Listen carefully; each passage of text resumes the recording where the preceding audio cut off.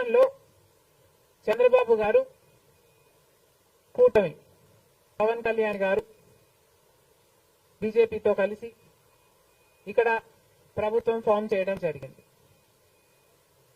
ఈసారి జరిగిన ఎన్నికలు రాష్ట్రంలో చాలా విచిత్రంగా, అన్ప్రెడిక్టబుల్ గా, అన్ప్రెసిడెంటెడ్ గా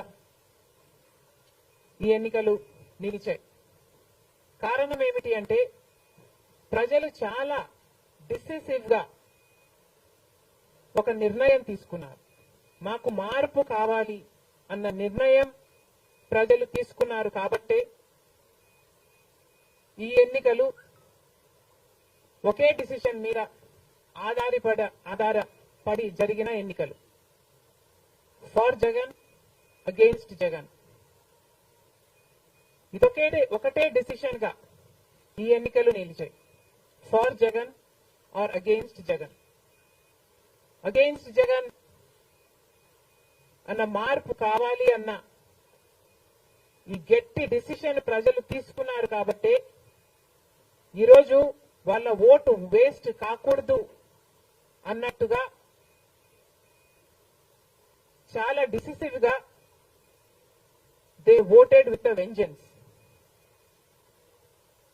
ఫర్ చేంజ్.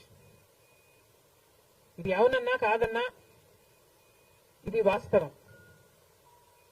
కేవలం అంత గట్టి నిర్ణయం ప్రజలు తీసుకుని మార్పు కావాలి అన్నంత గట్టి డిసిజన్ తీసుకున్నారు కాబట్టి ఇన్ ద ప్రాసెస్ ఈరోజు కాంగ్రెస్ పార్టీ కూడా అనుకున్న మేరకు పర్ఫార్మ్ చేయలేకపోయింది. కాంగ్రెస్ పార్టీ కూడా కేవలం నెల రోజుల ముందు సర్వే చేస్తే Congress party vote share between 6 to 7% ఉంది. దాన్ని మేము కష్టపడి పనిచేస్తే నేనే స్వయంగా 64 కాన్స్టిట్యుయెన్సీల్లో క్యాంపెయిన్ చేయడం కూడా జరిగింది.